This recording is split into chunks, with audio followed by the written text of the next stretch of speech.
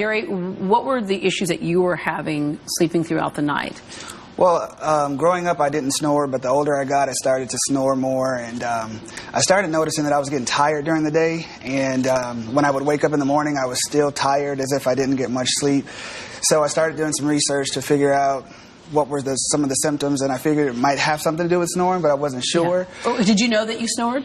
I had been told. You had been told. People have let you know that you snore. Now, Dr. Pasha, a lot of us snore. I mean, even some kids can snore. But there's a difference between snoring and what could be a bigger problem, even a fatal problem at some point. Yeah, and it's if you stop breathing or gasping, also known as sleep apnea. So if you stop breathing at night, that becomes a different shift. We have to treat that much more aggressively.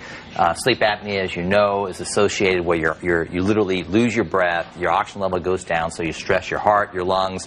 So you have high risk of high blood pressure, high risk of heart problems, diabetes, stroke, and more importantly, you just feel inefficient. Yeah. Let's talk about, because, you know, most of us don't get a chance to see inside of our nose or our sinuses or our head, for that matter. But explain to us exactly what's going on when we have that restricted airflow. Sure. Let's go back here and let's look at learn some anatomy.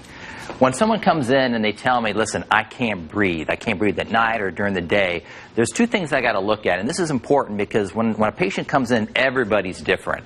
And if you see here, here's a little cartoon of the way you breathe. And this part right here is your nose. And if you see, most people think of the nose, you just think of the outside, the cute button nose. But this is the functional part of the nose. And this is the area where you have these shells on the side called turbinates. And as you breathe through this, the air goes to the back of the nose and then down to where your lungs are. You also can breathe through your mouth, but you want to breathe through your nose. Why? Because your nose filters the air, it warms the air. It's why athletes breathe through the nose. It's a much more efficient way of breathing. If you start breathing through the mouth, you bypass that.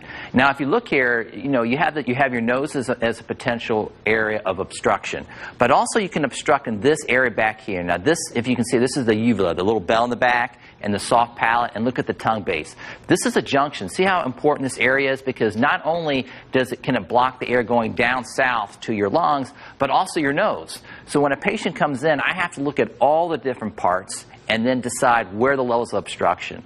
And in Jerry's case, it becomes very, very interesting because when I saw him, remember what his complaints were? I'm tired, and I just can't breathe, and I'm snoring. He actually did not have sleep apnea. When I looked at him, he didn't really stop breathing at night. But he had a lot of small things. And a lot of small things can become a big thing. Right. Especially if you're not getting that good night's sleep. Sleep is so important, that restorative sleep. But, you know, we think that because you're snoring, you're getting the best sleep of your life. That's right. Not necessarily. Right. And if you can't breathe, what happens, if you pause, that's one thing. But another thing that happens, okay, and this is very important, is that if you gasp or snore, it pulls you out of a deep restorative sleep, as you used, and then goes into light sleep, and light sleep doesn't count. Light sleep, you can sleep 8 or 9 hours of light sleep, and then if you don't get that deep delta waves, then you lose that restorative restful which sleep. Goes into the tired during the day, gaining weight, irritable, depressed, all that type of stuff. All right, how did you fix it? Well, for Jerry's case, he had like I said, a bunch of little things. We did a procedure on his nose so that he can breathe better. That was a very easy, quick 15 to 20 minute procedure. Then he had, and remember on the cartoon, he had some problems in the back of his throat. And that was the snoring center. That's where he was, the gasping. That all comes in the back of the throat. I'm not too shy. Yeah. Then on top of that, he had allergies on top of it. So that's another component. That's why at my clinic we look at everything. Right. That's the important thing about going to a specialist who can really kind of pinpoint all the things. So like you said, most people are not all the same. It's not just a snoring problem. It's a bunch of problems that can lead into that. The snore thing is just the one that sounds the bell, if you will, forces people to go in and get help. That's correct. All right, and you were also a singer. Yes. So it was important for you to get all this stuff cleared up there. Yes. Can we get a little song? Can we get a little something? Just the beginning of something? Love has been good to me. Not even one sad day or minute have I had since you came my way, Dr. Pasha. All right.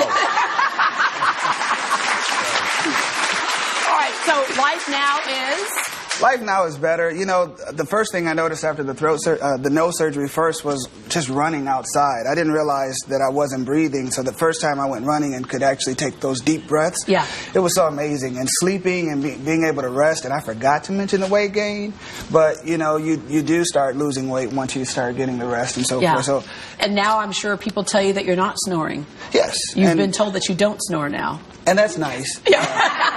That's always nice.